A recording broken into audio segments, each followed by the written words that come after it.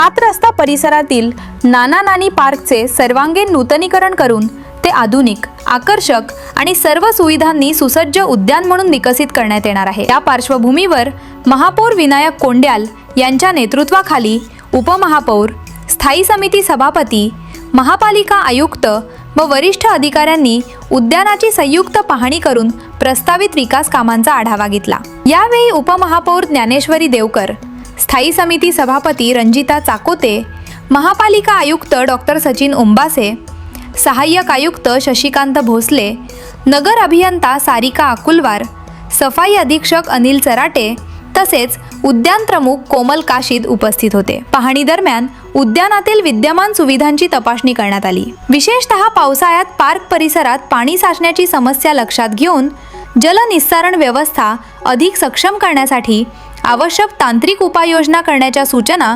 संबंधित अधिकाऱ्यांना देण्यात आल्या।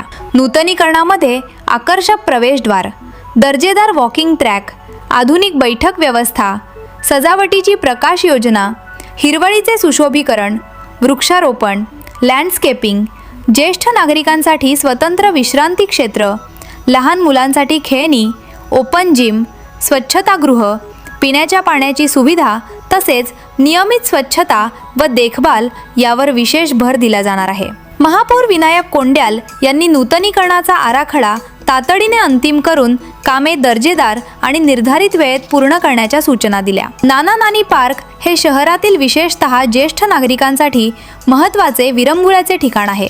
त्याचा आदर्श पद्धतीने विकास करून नागरिकांना दर्जेदार सार्वजनिक सुविधा उपलब्ध करून देणे हे महानगरपालिकेचे प्राधान्य आहे, असे त्यांनी सांगितले। स्थायी समिती सभापती रंजिता चाकोते यांनीही नागरिकांच्या गरजा आणि ज्येष्ठ नागरिकांच्या सोयी लक्षात घेऊन पार्कमध्ये आधुनिक सुविधा, सुरक्षित वॉकिंग ट्रॅक, उत्कृष्ट प्रकाश योजना आणि स्वच्छ वातावरण निर्माण करण्यात येईल। या कामांसाठी स्थायी समितीकडून आवश्यक निधी आणि पूर्ण सहकार्य दिले जाईल असे स्पष्ट केले।